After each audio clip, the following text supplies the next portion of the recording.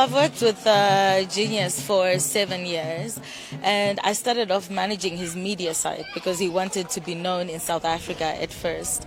And then after about 2 years, I started to work with him a lot in the trucking business.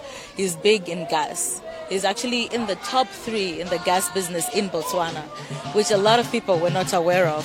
So that's something which, it's actually nice that you asked such a question, because he was big in gas, he was big in, in energy when it comes to doing trucking business in diesel, etc. So I started to get involved more instead of just doing media for him, but doing a lot of work for him more on the corporate side when it comes to his businesses. Roughly how many employees do you have under him? Well, when you look at Botswana, he's got about 100 and something workers. In South Africa, it was a smaller team. There's more drivers actually than the ones that are in the office. So yeah, he's got actually quite a big team that works for him. All right, so we've heard rumors that in the past 2 months he had started selling his trucks in South Africa. What can you say about that? No, it's not true. In the past 2 months, he was actually working on upgrading certain things. He had a big fleet. Okay, we're talking about he had about 26 trucks. So for him, with trucks, it's normal in business when you sell other trucks to buy more.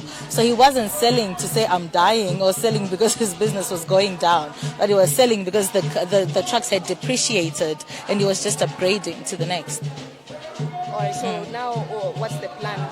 What's going to happen to the businesses? Is there any specific plan or something that maybe he had said he must do after he's departed?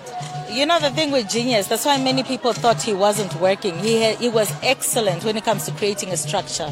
His delegation was amazing. He knew how to delegate work, how to delegate duties. So you find that all the companies, the structures are very strong. It's just very unfortunate that he was the brains behind the structure. Everyone who was working for him, he was the brains. Even if all of us were educated more than he was, but there was something that he had inside which he could manage to structure things and say, no, we need to restructure, we need to do things.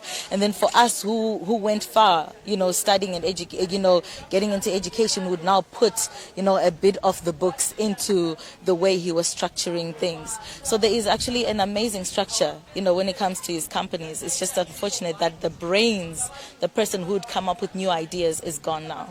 How many companies were under his name? When you say how many companies were under his name, let's say the number of companies that he founded were a couple of them. We can talk about more than 7 companies. Yeah. All right, and so people have been saying that his sister is going to take over the businesses. What do you have to say about that? People have been saying that she's the one who's going to take over everything that he left.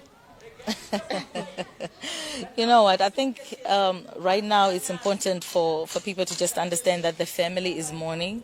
The family is not focused on who is taking what. The family is hurt that he's gone.